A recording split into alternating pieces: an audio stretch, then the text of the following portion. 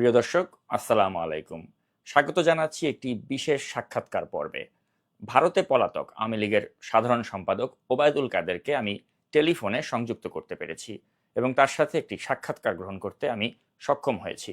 প্রিয় দর্শক, আমি এই জীবনে বহু মানুষের সাক্ষাৎকার নিয়েছি, তবে তার মাঝে এই সাক্ষাৎকারটি নিঃসন্দেহে একটি স্পেশাল সাক্ষাৎকার থাকবে, কারণ তিনি এই সাক্ষাৎকারে আমার প্রতি উত্তেজিত হয়ে যান এবং একসময় তিনি সংযোগটি বিচ্ছিন্ন করে দেন এবং এই সাক্ষাৎকারের এক পর্যায়ে তাকে এটাও বলতে শোনা যায় যে তারা যদি কখনো বাংলাদেশে প্রত্যাবর্তন করে তাহলে আমার মতো সাংবাদিকরা নাকি বাংলাদেশে থাকতেই পারবে না।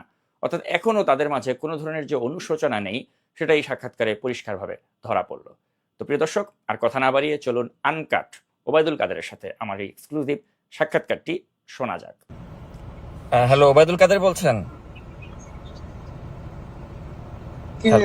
আমি নাগরিক টিভি থেকে নাজমুস সাকিব। ও, কোথা থেকে? আমি আমেরিকা থেকে। আমরা ওই যে নাগরিক টিভি, আমাদের একটা চ্যানেল যে আছে। হ্যাঁ হ্যাঁ, নাম হ্যাঁ। শুনেছি। জি জি আগেও চিন্তা করতো, জি। তোমাকে আগেও আমি চিনতাম। আচ্ছা আচ্ছা, আপনি মনে হয় আমার ভিডিও দেখেছেন। হ্যাঁ, দেখেছি। তো ওই যে আপনার একটা ইন্টারভিউ দেখলাম, মানে খুব ভাইরাল হলো, একটা ইন্ডিয়ান গণমাধ্যমে আপনি একটা সাক্ষাৎকার দিয়েছেন। তো ওইটা নিয়ে একটু জানতে চাচ্ছিলাম আর কি। এই যে বলা হচ্ছে যে আপনি 5 আগস্টে নাকি ওই যে বাথরুমে আপনাকে পালিয়ে থাকতে হয়েছিল, তারপরে মানে ছাত্রদের সহায়তায় আপনি প্রাণে বেঁচে যান। তো বাড়ি অ্যাটাক করছে তখন, এছাড়া উপায় কি ছিল? তো আপনি কি তাহলে বলতে চান যে সত্যটাকে কেন? মানে ছাত্ররা কি তাহলে আপনি কি আপনাকে রক্ষা করেছে? হ্যাঁ, এটাও তো ঠিক। কিন্তু কিন্তু অনেকে তো বলছে যে ওই সময় মানুষের মনে যে ক্ষোভ ছিল মানে আওয়ামী লীগের প্রতি বা আপনাদের প্রতি, তো সে সময় ছাত্ররা আপনাকে রক্ষা করবে, মানে এটা অনেকের কাছে মানে বিশ্বাসযোগ্য হচ্ছে না বিষয়টা। ওরা বলছে আপনার উপর রাগ ছিল, কিন্তু আপনার সামনে এসে আমাদের রাগ পানি হয়ে গেছে। তো এরপরে আপনি তাহলে 3 মাস তো দেশেই ছিলেন। হ্যাঁ, ছিলাম। তো দেশ থেকে মানে তাহলে মানে গেলেন কিভাবে? ওখানে আপনাকে কারা সহযোগিতা করলো, এটা কি বলা যাবে? এটা কি বলা যায়? আচ্ছা। তো এখনো মানে দেখা যাচ্ছে যে 3 মোহাম্মদে। মাস পরে আমার আর জি আচ্ছা, বলেন। যেভাবে তল্লাশি, বাড়িতে বাড়িতে অভিযান, আত্মীয় স্বজনের বাড়িতে তল্লাশি, এসব একবারে চরমে। তো এটা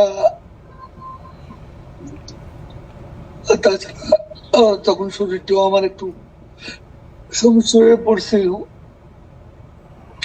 অনেকগুলো ওষুধ খেতে হয়। ওষুধ খেলে আমি ভাবলাম যে অ্যারেস্ট হলে তো আমাকে ওষুধ খাওয়ানোর হলো। তো অনেক কিছু চিন্তা করে আমি শেষ পর্যন্ত সিদ্ধান্ত নিলাম ওখানে আর থাকবো না। তো এই যে 3 মাস যে আপনি থাকলেন, তো এই 3 মাসে তো আপনি নিশ্চয়ই বুঝতে পেরেছেন যে মানে মানুষের মনে যে আপনাদের আওয়ামী লীগকে নিয়ে যে এত ক্ষোভ, এই ক্ষোভটা কি আপনি মনে করেন না যেটা যুক্তিযুক্ত ছিল? কারণ আপনারা এই যে 15.5 বছরে যা করলেন, আপনার কি মনে হয় না যে এটা থেকে আপনাদের 15.5 বছরে পদ্মা সেতুও তো আমরা করেছি, 3.5 বছরে মেট্রো রেলও তো আমরা করেছি, 7.5 বছরে 15 বছরে ঢাকা এলিভেটেড এক্সপ্রেসওয়ে তো আমরা করেছি।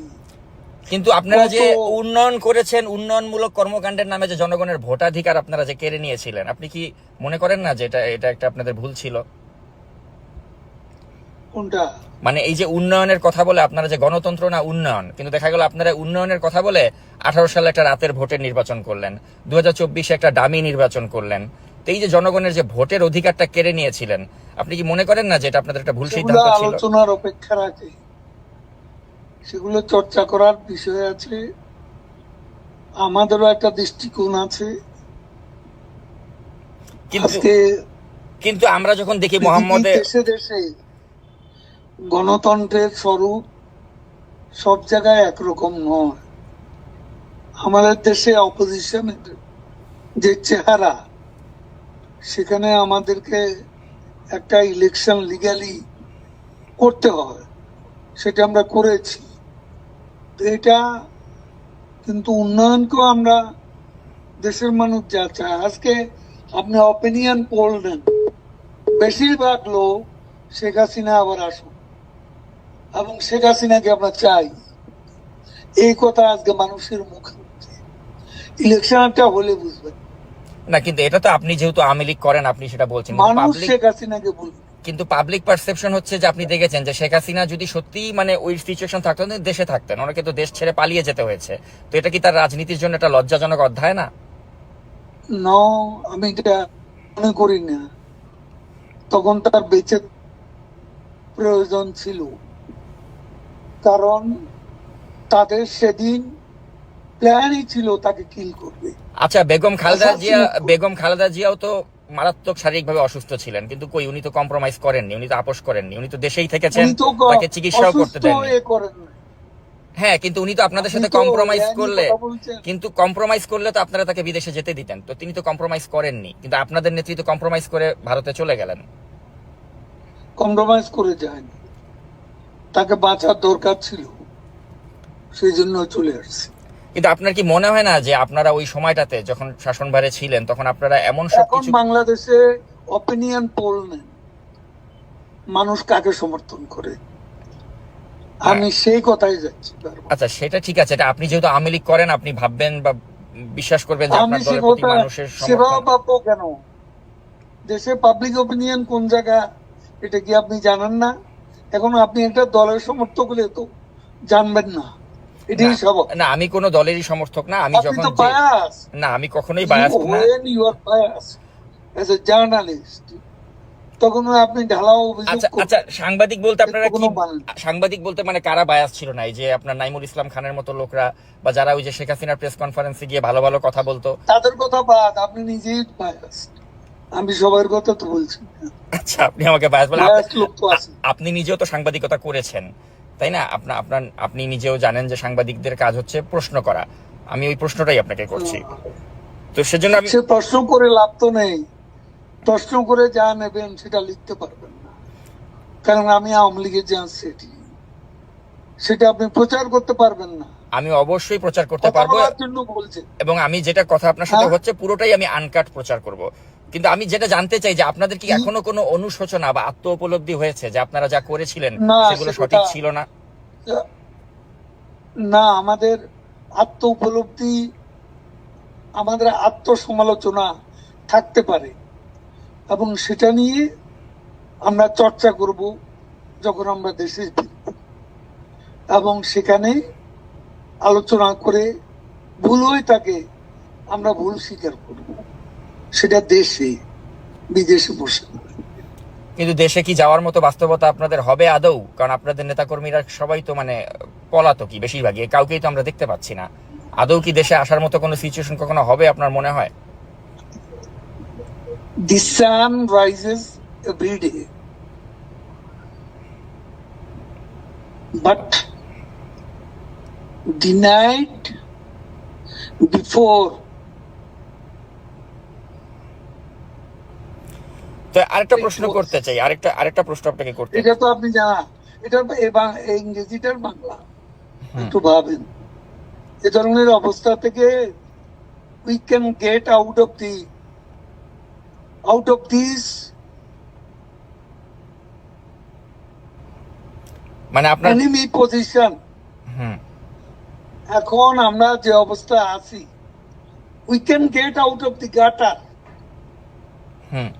আমি সেটাই মনে করি। না সেটা ঠিক আছে, আপনি আশাবাদের আপনি ঠিক আছে। গাটারে পড়ে গেছেন, গাটার থেকে you can get out of the gutter, ওই বিশ্বাসটা আপনার আছে। কিন্তু কথা হচ্ছে এই গাটারে আপনারা পড়লেন কেন? হ্যাঁ, I এই can এই get এই- out of the gutter. হ্যাঁ, তো ওই উপলব্ধিটা কি আপনাদের হয় যে এই গাটারে পড়লাম কেন? গাটারে পড়েছি নিজেদের স্বেচ্ছাচারিতার কারণে, ভোট চুরি করে ক্ষমতায় থাকার কারণে, অপোজিশনকে কোনো স্পেস না দেওয়ার কারণে। তো এই উপলব্ধিটা না আসলে কি আপনি মনে করেন যে বাংলাদেশে আসলে রাজনীতিতে প্রত্যাবর্তন করা সম্ভব? আমি আপনাকে বলছি, মানুষ এখন কেন মনে করছে, এমন আন্দোলনে যারা অংশ নিছে, সেই জঙ্গি উত্থানে, তারাও তো এখন কেন মনে করছে তারা ভুল করেছে? আচ্ছা, তাই যদি হয় তাহলে এই আন্দোলন সঠিক ছিল। মানুষ যদি আপনাদের পক্ষেই থাকে তাহলে আপনারা কেন দেশে আসছেন না? সময় হলে দেখবেন। আচ্ছা, আরেকটা প্রশ্ন একটু আপনাকে করতে চাই যে আপনাদের সময় তো অনেক ব্যবসায়িক দুর্বৃত্ত ছিল যারা আপনাদের প্রশ্রয়ে We are- অনেক টাকার মালিক হয়ে We গিয়েছিল। are waiting with bated breath দেশে আসার জন্য। আচ্ছা, Bated breath আচ্ছা, তো এই যেটা আমরা আসবো। আরেকটা প্রশ্ন করতে চাই আপনাকে যে আপনাদের সময় তো অনেক ব্যবসায়িক দুর্বৃত্ত তারা হাজার হাজার কোটি টাকার মালিক হয়ে গিয়েছিল। এমনও ব্যবসায়ী ছিল বসুন্ধরা গ্রুপের মালিক, সে বলেছিল যে মৃত্যুর আগেও শেখ হাসিনার সাথে আছি, মৃত্যুর পরেও থাকবো, কিন্তু তার পত্রিকাতে এখন দেখছি আমি আপনাদেরকে একটা এভাবে কথা সমালোচনা বলি, হয়। তো আপনার কি মনে হয় আমি না যে এরা বারবার আপনাকে এই যে এত একটা কথা সুসময়ের বলছি। পাখি আপনারা তৈরি করেছিলেন, যারা এখন আপনাদের বিরুদ্ধে তাদের পত্রিকা মিডিয়াকে কাজে লাগাচ্ছে, এটা কেমন লাগে আপনার কাছে? আপনার এই চেহারাটা, এই বক্তব্যটা কোথায় যাবে যদি আমরা ফিরে যাই? তখন আপনার খুশি হতে বলছেন। মানে কি আপনারা আবার ওই প্রতিহিংসার রাজনীতি করবেন যে যারা সমালোচনা করছে? এখন একটু এসেন, একটা নিজের রাজনৈতিক একটা ক্যারেক্টার আছে, সেটা প্রকাশ ঘটাচ্ছে। না, আমি সাংবাদিক হিসেবে আপনাকে জাস্ট প্রশ্ন করছি, আমি কিন্তু কোনো আমার you are not journalist, you are bias, partial journalist. আচ্ছা, তাহলে বায়াসড কে না ওই নাইমুল ইসলাম খানের মতো লোকরা? জার্নালিজমের একটা নিউট্রালিটি থাকে, এটা আচ্ছা। আপনার নাই। আপনি তো অ্যাটাক করতেছেন একটা পক্ষ হইয়া। ইউনুসের লোকেরা যেভাবে বলে, ফান্ডামেন্টালিস্টরা আজকে যেভাবে আমাদের বিরুদ্ধে বলে, আপনি তাদের সেই চিন্তা চেতনার প্রতিধ্বনি করছেন। আচ্ছা, এই ধরনের আমার সাথে কথা বলে লাভ কি? আর আমাদের দল নিষিদ্ধ, এখন আপনি এটা তো প্রকাশ করতে পারবেন না। না দরকার কি আমার ইন্টারভিউ? না, তারপরে আমি যেটা জানতে চাই আপনার কাছে শেষ পর্যন্ত, যে মানে আপনাদের কি মনে না, হচ্ছে আমার না যে জানার দরকার নেই। যে আপনারা জনগণের No, কাছে? I don't want to talk to you. আচ্ছা, আপনি প্রশ্ন করছেন, তো প্রশ্নের মধ্যে আপনার পার্সিয়ালিটি প্রকাশ ঘটাচ্ছেন। আপনি একটা পলিটিক্যাল ক্যাম্পের সাথে জড়িত, সেটার প্রকাশ ঘটাচ্ছেন। প্রশ্ন এইভাবে করে না। একজন নিউট্রাল জার্নালিস্টের প্রশ্ন এরকম হয় না। আচ্ছা, শেষ প্রশ্ন আপনাকে যেটা করতে চাই, তাহলে আপনারা কি কখনোই জনগণের কাছে আপনাদের অতীত কর্মকাণ্ডের জন্য ক্ষমা চাবেন না? আমি সে কথা জবাব দিয়েছি, শুনতে পাননি? আচ্ছা, আমরা যাই করব দেশে গিয়ে করব। আচ্ছা, ঠিক আছে, আমরাও আপনাদের দেশে আসার অপেক্ষায় থাকলাম। আপনি ভালো থাকবেন। তো তখন আর আপনার দেখা যাবে না। ও আচ্ছা, আপনারা প্রতিহিংসার রাজনীতি করবেন আর কি, যে আমাদেরকে দেশে আসলে একদম না, শেষ- আমরা তো করবো না, আপনি নিজেই পালাবেন। ও আচ্ছা, আচ্ছা, মানে মানে আপনাদের আপনি নিজেই পালান, মানে আপনাকে কঠিন আপনি কয়েকটা, জার্নালিস্ট, হ্যাঁ, আর নিজেই পালান। মানে আপনাকে কঠিন প্রশ্ন করার অপরাধে আমাকে দেশ ছাড়তে হবে, মানে ওই আগের বাংলাদেশটাই কঠিন আপনারা? প্রশ্ন না, সত্যতামূলক প্রশ্ন, আচ্ছা, কঠিন প্রশ্ন না। আচ্ছা, আপনি আমার প্রশ্নকে শত্রুতামূলক মনে করছেন, কিন্তু আমি আসলে সাংবাদিক হিসেবেই আপনাকে প্রশ্নগুলো করলাম। উনি সংযুক্তি বিচ্ছিন্ন করে দিয়েছেন।